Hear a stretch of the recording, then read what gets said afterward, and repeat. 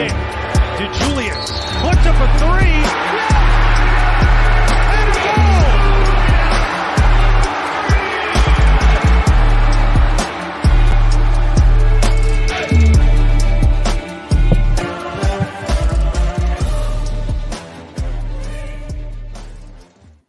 Bearcat Blitz. Happy New Year, everyone. The first show of 2024. I'm your host, Russ Heltman, joined as always by my co-host, Neil Meyer. Check us out wherever you get your podcast, Apple, Spotify, whatever podcast platform. Of course, subscribe, rate, and review there. Help us grow the show, and do so as well on YouTube. Talking Cats with Russ Heltman, and we're, as always, airing on the weekends on Bally Sports Ohio, coming off a weekend where the Bearcats get the job done over Evansville, 76-58. They dominate the second half just like they did against Stetson, and have done so a lot so far in 2023-24 season, but not enough to kind of put together a full 40 minutes, which was the theme from Wes Miller after the 76-58 win, where they outscored Evansville 44-18 in the second half, when the Purple Aces were without their top two scorers and two all-conference players throughout the game. We'll get into that in just a moment, plus a look at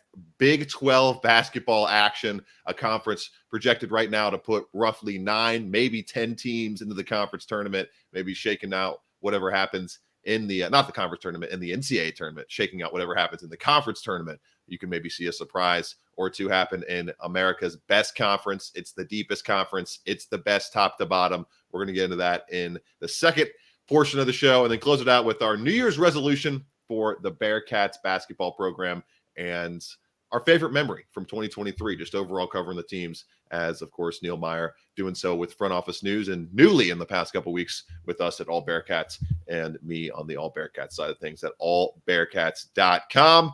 And, of course, we want you to check out Bet Online as another website to peruse in 2024. The only people that don't get time off this time of year are pro athletes and us at Bet Online, with NFL, bowl season, and NBA in full swing over the holidays. Bet Online isn't taking a second off to make sure you have all the up-to-the-second odds, news, and info. Bet Online has all the sports wagering info available you need with both desktop and mobile access. Head there today to get into the action. Remember to use promo code BELIEVE to receive your 50% welcome bonus on your first deposit. Neil, big win for UC to close out 2023. Welcome in, my man. How we doing on the first day of 2024? Our first show, fittingly, on the first day, New Year's Day, here in the Queen City. Yeah, man. It's been a great day so far. Obviously, had some good time, spent some family time this weekend, talked some Bearcats today. So overall, some good times, but we got plenty of big things to talk about heading into 2024. A lot of big stuff going to be coming for the Bearcats, hopefully. So got a lot to break down for you guys. No doubt. 76-58 win, Neil.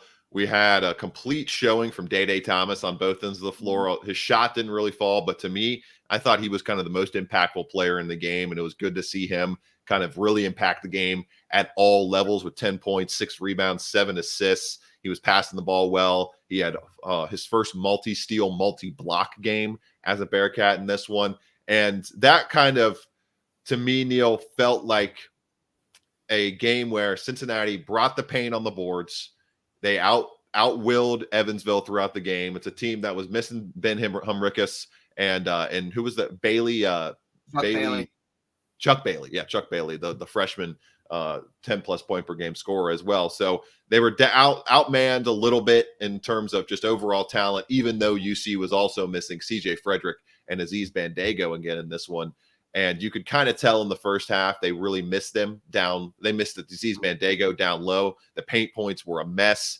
Who was it? Tanner Cuff was getting down low and just getting whatever kind of old man YMCA matchup he wanted throughout the contest. But, Neil, they buckled down in the second half, and it felt maybe like another growth moment, growth area for this team, and especially Wes Miller, where he said, I didn't go in there yelling. I didn't go in there screaming. I just let them kind of figure it out in the second half. And one thing leads to another. They outgunned them 44-18, and you go into the new year feeling, I would say, okay to not great, considering how you may feel in other scenarios where you lose the only 2 tough games in the non-conference slate and end up winning every single other game. They're below 500 against the spread on the betting record so far this year, Neil. They have not dominated teams quite to the level I think fans would like, especially with those 2 losses on the record against Dayton and Xavier in the big games that were your only real tests. Yeah, absolutely. And you talk about those 2 games, obviously Xavier and Dayton, but not looking forward to Big 12 play. If Aziz and CJ are still going to be out for a little bit, obviously they didn't play versus Evansville, and Wes Miller gave us an update on that. And you could kind of see how much those 2 guys mean to this Bearcats team. And as you talked about versus Evansville, they were getting downhill and attacking so quickly and so easily. They really missed Aziz Bandego's rim presence. But you kind of sense like they were off rhythm a little bit without CJ again there in the starting lineup. But it was great to see John Newman step in and take on that offensive role for him. Obviously, we know what he does on the defensive aspect of things.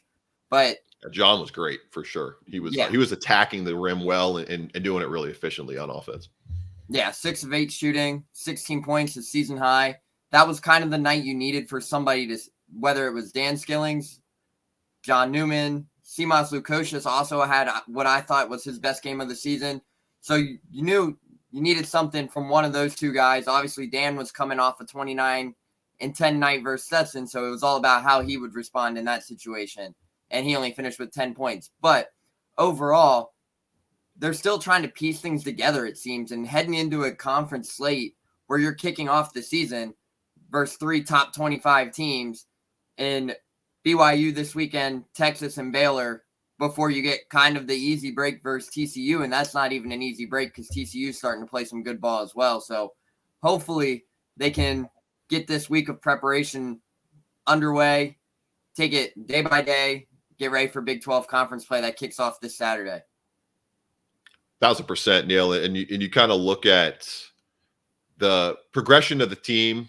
I think we're starting to see guys ultimately file into the pathway they're going to take in the rotation into conference play. And especially you kind of look at the diverging paths and the opening path for a guy like Josh Reed and the diverging path of Odie Oguama, who I love. Odie, he's an awesome guy to cover, awesome guy to just have as part of the team. But another poor performance in this game, 5 minutes. That's all he played. His numbers are going downhill over the past 3 or 4 games. 0 for 2 from the field, no points, 3 rebounds. He was not great in this contest, and a overall -6, one of just 2 minus players in plus minus on the UC rotation, guys that touched the floor in the 18-point win over Evansville.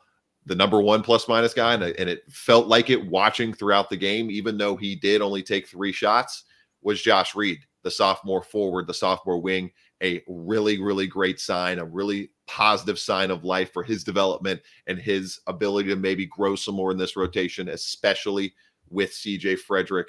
The update from Wes Miller didn't sound great. It wasn't super detailed, but basically saying that they're shutting him down right now. He's not doing any basketball activity. And that's kind of, Wes Miller was I think I was impressed with how forthcoming he was and how adamant he was about, we're going to be upfront about injuries this year. We're not going to try to hide anything, nothing like that. We're going to keep you guys up to date, which I appreciate that as a guy who's trying to keep the fans up to date as well. So no activity for CJ Frederick. A guy like Josh Reed, Neil, if he can be a connecting piece, you need as many wings in this sport. We know this, just top to bottom, any level of the sport. If he can be another wing piece that can hit 2 or just 1 3 per game while playing the level of defense he did in a kind of Herb Jones-like fashion of his time in Alabama and his time in the NBA now, that's kind of what he reminded me of watching him in that game against Evansville. Obviously, one performance, and you got to start stringing them together at a much higher difficulty level in the Big 12 coming up and starting in the late night affair against BYU. But that was a great sign to see, Neil. And I think it's another sign that could push this staff towards ultimately kind of finding those 8, maybe every now and then 9 guys in the rotation, but especially probably have 8 to 9 guys with CJ Frederick out right now. But especially with the injuries that they're dealing with, it's huge to have Josh Reed do what he did in that game. Yeah, absolutely. And as you mentioned, Josh Reed, that was probably his best performance of the year. And Wes Miller even emphasized that. I mean, you look down what he did in the first half. He came down, Day Thomas penetrated the zone, kicked it to Reed in the corner, and then he buries the 3, and then he comes down the very next play and gets a monster block and then comes back down, and that sparks some momentum for the Bearcats. And personally, Wes Miller even said it after the game. He thought Josh Reed, sorry about that, was the best player defensively on the court in the Evansville game. So overall, if you can get that, and they even said they thought about starting Josh Reed there to start the second half to provide that length and go small, but then they went with Dan Skillings just ahead of him. And Josh Reed came in and played some big minutes. I believe he played 17 minutes, but it felt like it was a dominant all-around performance from Josh Reed. And that's somebody who kind of saw his rotation, saw his role drop out of that rotation, especially in the Dayton game, the Xavier game, that stretch there. Josh Reed barely played versus Dayton and Xavier.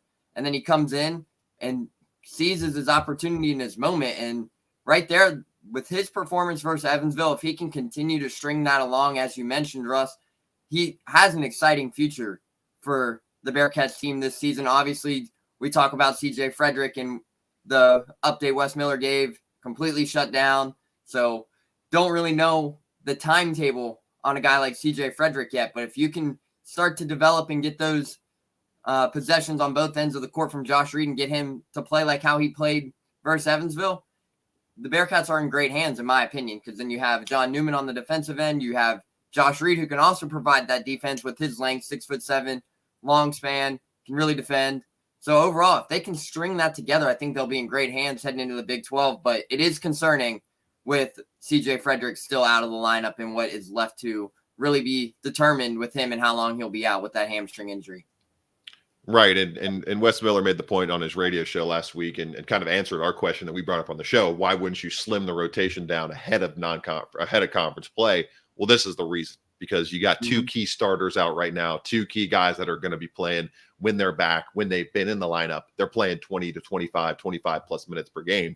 That's really hard to replace cold turkey coming off the bench. It's really hard to replace in guys that haven't played all year. And Josh Reed played in 11 games so far this year and 27 minutes in the past two. That's just a couple shy of his total minute allotment across the 5 previous games before these 2 games against Stetson and Evansville. So obviously really good competition. He has not performed well, or not even really performed at all in terms of any minute allotment in the games against Dayton and Xavier. When you think about him playing 0 and against Dayton this year, I don't think he played at all. He did not touch the floor. So Josh Reed, just any kind of depth, any added depth and any kind of growth there is going to be huge. So that was really good to see from Josh Reed. As we take a quick break here on Bearcat Blitz, wrapping up an 11-2 stretch in non-conference play for the Bearcats as their first taste and first few tests in their Big 12 history about to start with a freaking gauntlet. Neil, an absolute gauntlet. When we look at the schedule to open Big 12 play, BYU, Texas, Baylor, TCU, Oklahoma, Kansas. 6 teams, all in the top 48 of the net ranking and all representing Q1 or Q2 opportunities. Games where Wes Miller is 6-20 in his career. We'll get into that in just a moment on Bearcat Blitz.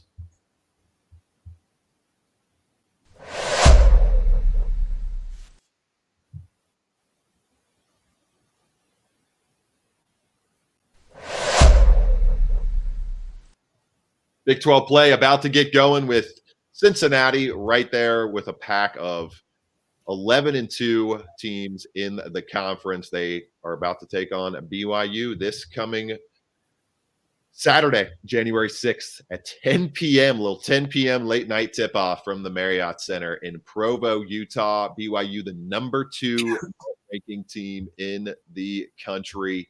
They are one of the more dominant teams so far in the nation. They have been crushing teams. They beat that Evansville team that UC beat by 18 and did not ultimately cover the spread against by 40-something. I think it was like 45 or 48 at their home setup. Looking at the standings right now, Neil, 9 projected Big 12 teams in the NCAA tournament. Cincinnati sitting with let me check the numbers right here. I believe a 66% chance to make the tournament right now, according to team rankings. They're projecting them as a 9 seed in the current bracket and a 14% chance to make the Sweet 16. So coming off of the 11-2 record for Cincinnati, entering this Big 12 play, before we get into the teams real quick and just kind of go top to bottom through the 14 teams in this just brutal stretch of conference play UC is about to go through.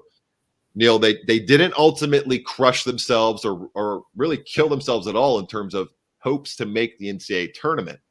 But I think on the flip side of that, with this 11-2 record and with the 2 losses in your 2 Q1, Q2, 6-20 record, I mentioned it before the break with Wes Miller, meant that in his career at UC, he's 6-20. Overall, I don't know what his overall Q1, Q2 record is. I'm pretty sure it's not great compared to that as well. But this is the time, Neil. This is the time where you have no leeway on one side, but you've also not killed yourself on the other side to make a statement nationally in some games that are going to be nationally televised over the next few weeks, to go into the usual dredges of January for most people, most walks of life, most areas in the Midwest, most areas north of the Mason-Dixon line, experiencing the cold in the United States, to put your foot down, put your nose to the grindstone, and prove to the nation that Bearcat basketball is truly making a come up and is ready to play in the Big 12.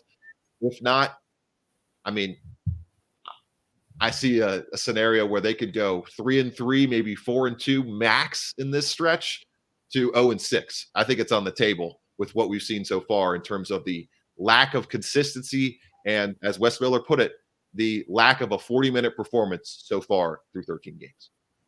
Yeah, absolutely. And it's not going to be an easy stretch. Obviously, 5 of the 6 games to kick off non-conference play are top 25 opponents.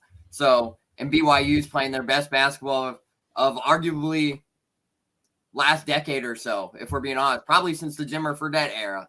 Who's that? Mark Pope? Mark Pope got those boys cooking out there? Yep. And honestly, BYU is not going to be an easy test right off the battle. And if you asked me what I would have thought, it might be the hardest test of the entire conference slate to begin the comp. Like it's probably this and Allen Fieldhouse. Would you agree? I mean, and this with the elevation, I mean, I think it's harder to go into Utah late night compared to late night comparably in Cincinnati with the elevation. I mean, this you could make an argument this is the hardest test of the season, especially with BYU. I believe, Neil, they're shooting a unbelievable. Here we go. I got the number right here. 12.8 made threes per game, number 1 in the country, and they're allowing opponents to make just 5 threes per game, 6 nationally, 25% clip allowed. So that's kind of the modern basketball yin and yang that they are dominating right now. Yeah, and a quick preview before we head into we'll give the full preview on Thursday with the deep dive into BYU.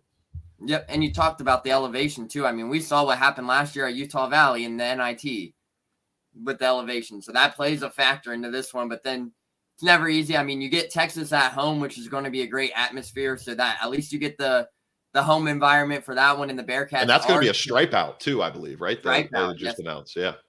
And the Bearcats are 10-0 at home this season, but obviously Texas is a different team compared to all the other teams that they have faced this season. Max Abmas, obviously we all know what he is capable of doing. We saw it the last 4 years at Oral Roberts, and they also are coming off a deep tournament run a season ago. So Texas is a good team, and then you're looking down at Baylor. Baylor's a top team, so it's not going to be an easy test for Wes Miller and the Bearcats here, but there is a statement where they can go in there. And me personally, I think they can go in there 3-3, as you mentioned, or even 4-2, but they have to get a full 40 minutes. And that is me being hopeful that they can have Aziz Bandaogo back out on the court for, say he misses BYU. If you can get him out there for Texas, that'd be great. But you would definitely want to see him out there versus BYU this Saturday. Sounds like he went through a workout for the first time in recent weeks before the Evansville game. So that's a great sign. But overall, it all depends for me on the health of this Bearcats team. If they can stay healthy, obviously CMOS has been banged up. CJ's now completely shut down. Aziz has been banged up. They're still trying to find their pieces, their roles and stuff, but the Big 12 is a gauntlet, and we all know that.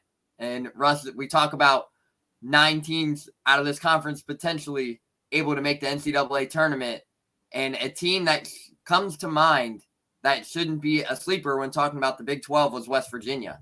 They started 0-8 in the conference last season and still made the NCAA tournament. So if you think about that, that just shows the parity of how strong this conference is.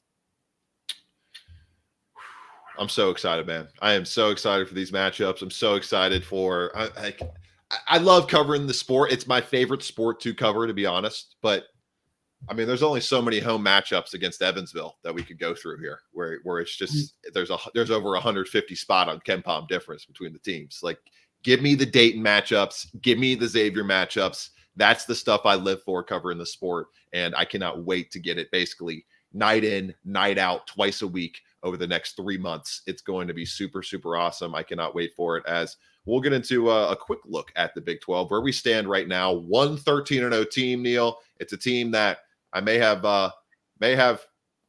dropped a little shekel piece, a little wager on before the season, because I just really loved what they had to offer in Houston. The Cougars are an absolute wrecking ball right now. They are fantastic. Terrence Arsenault, they lose him for the season due to Achilles injury, and they just keep on chugging. It feels like every year, man, they lose one of their top pieces, and the depth just continues to show out for Kelvin Sampson and this team. They're fantastic. Jawan Roberts feels like he's been there since I graduated college 5-6 years ago. It's just he doesn't go away. Damian Dunn goes from Temple to Houston. We know what Damian Dunn can do. We've seen him do it at Fifth Third Arena before. We'll see him back there this year, I believe, right? Yeah, they're coming to Fifth Third Arena. Houston is. So they're a fantastic team. Sorry, yeah, go ahead. Just feels like Houston just develops guards really well. I mean, we saw it last year. Marcus Sasser goes down. Terrence Arsenault and Emmanuel Sharp, both freshmen, come in and play lights out, and then they lose Arsenault for the season in the 8th game of the season, non-conference slate, and then Damian Dunn just pops in, doing Damian Dunn things. And, man, I mean, I loved watching Damian Dunn versus Landers Nolly last year at Fifth Third Arena, but I do not want to see another 35-point performance from him again at Fifth Third Arena. I really don't. Yeah, Damian Dunn. We might not, honestly. He has not been playing well of late. Scored 15+ in his first 2 of his first 3 games for Houston, but has not scored more than 10 in a game since. But they're just one of those teams. Unbelievable defense. The best adjusted defense in the country on KenPom. 83.5 points allowed per 100 possessions and 17th best offense. They are the number 1 KenPom team. They're the number 1 team, in my opinion, in the country right now with a 13-0 record. Number 2 behind them in the Big 12, 12-1 BYU. Just an unbelievable shooting team, an unbelievable offense, and a great shooting defense on the other side. We're going to get into it on Thursday, but I think we're going to be talking about what if UC can cover the spread, not if UC can go in there and get a win. I would be shocked if BYU let UC come in and drop them in both schools. Big 12 openers for their careers in this conference. Iowa State at number 7. They've been very, very good so far this year. Neil, Iowa State has been fantastic. Number 16 in KenPom. Number 3 defense. They just bring it to you night in and night out.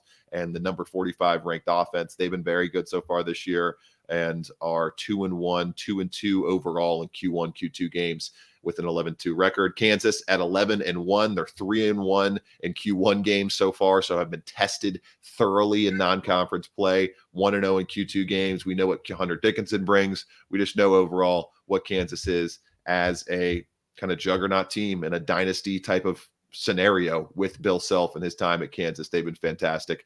The likes of Nicholas Timberlake, Elmarco Jackson, Jamari McDowell, they just bring a lot of great options to the table. So we'll see what Kansas can do when they open Big 12 play. Baylor, solid as well, 9-2 overall. And then we have Oklahoma. They're 12-1. They're fantastic. And they've been very, very good to start the season. Cincinnati sitting there at 11-2. Like I mentioned, Texas at 10-2. And TCU at 10-2. Those are kind of the projected tournament teams right now. And then we have Texas Tech at 10-2, UCF at 9-3, Kansas State at 9-3, Oklahoma State at 7-5, and then the West Virginia Mountaineers bringing up the rear at 5-8. They are 0-6 in Q1 and Q2 games so far this season. And when we look at kind of the top teams there that I didn't mention so far, Oklahoma just lost their first game of the season. Only loss is to North Carolina. And big thing for them is the turnovers. They've been tough with the turnovers so far this year. I think they gave it up 18 times against North Carolina. That's something UC is going to have to key in on when they match up against the Sooners in a very, very short amount of time. Oklahoma coming to Cincinnati on January 20th. Neil, anything else you want to touch on real quick before we give our memories and kind of end of year wrap up? No, I think you're all good, man. Bearcat Blitz continues after this with a look at our New Year's resolution for UC basketball, kind of a fun one for Neil and I, and our favorite memory real quick from 2023 before we wrap up our first show of 2024 on Bearcat Blitz.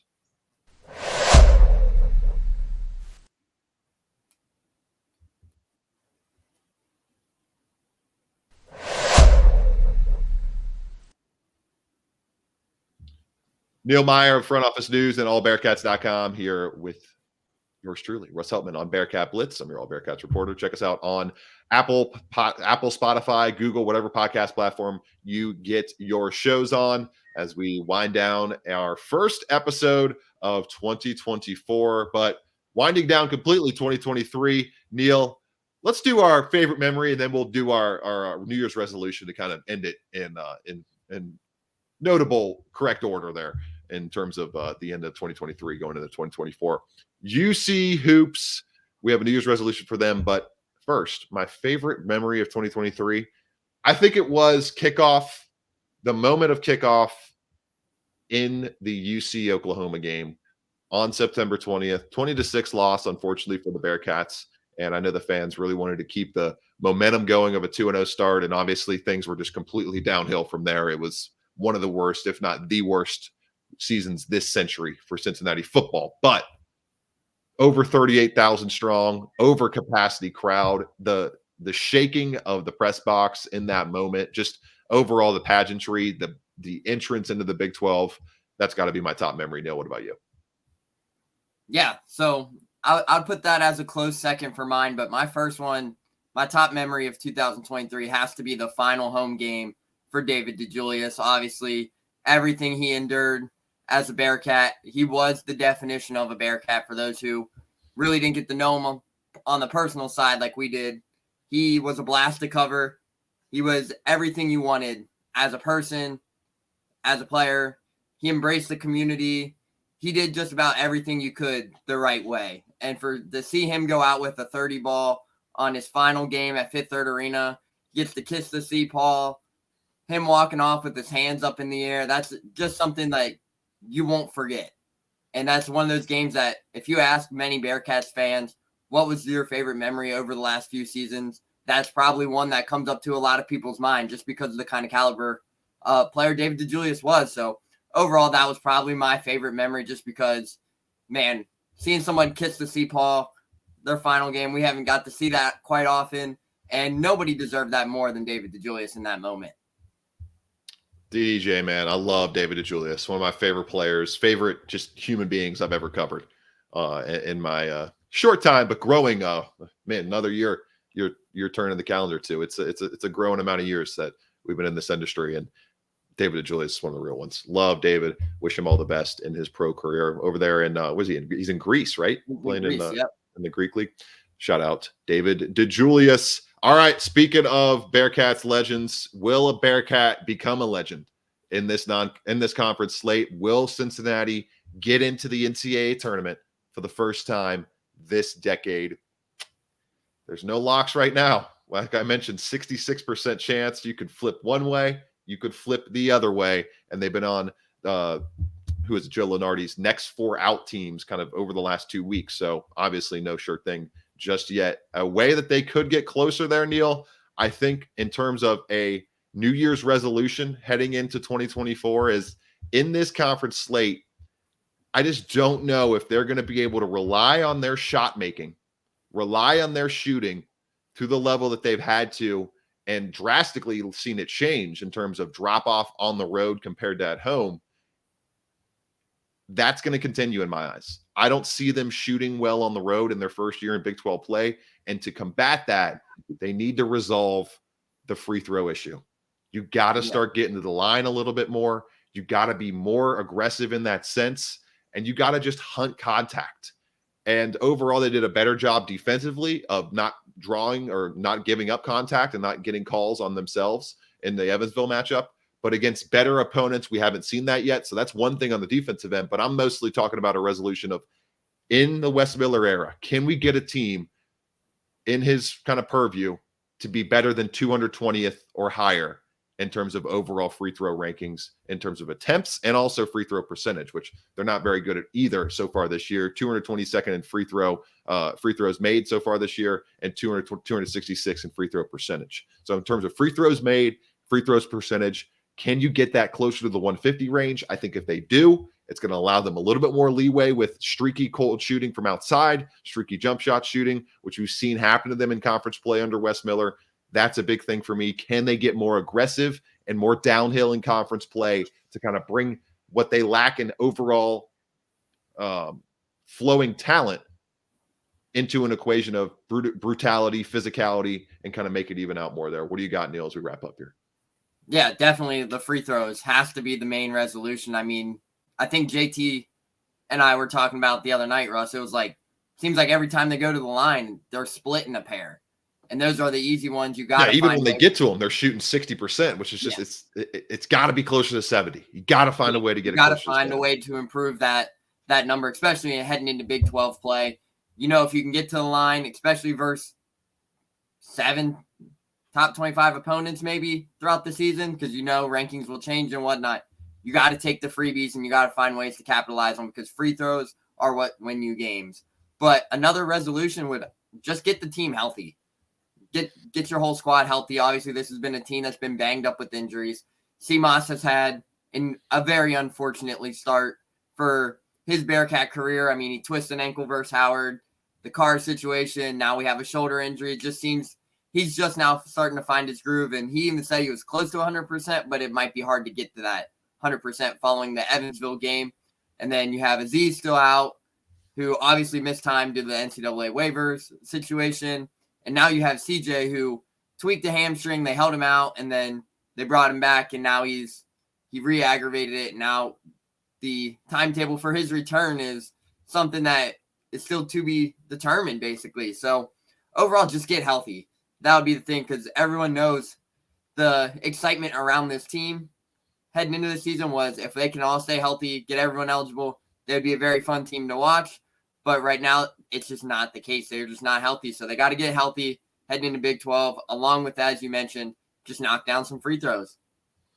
Yeah, it was always going to be, the ceiling was going to be met this season by the sum of the parts, by the sum of the talent, not the overall peak individual talent of this roster.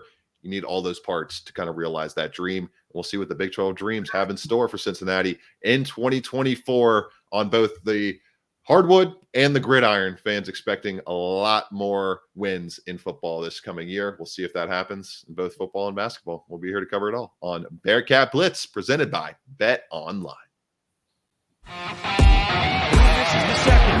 15 seconds left. Shot clock off. 4-point game. DeJulius puts up a three. Yes!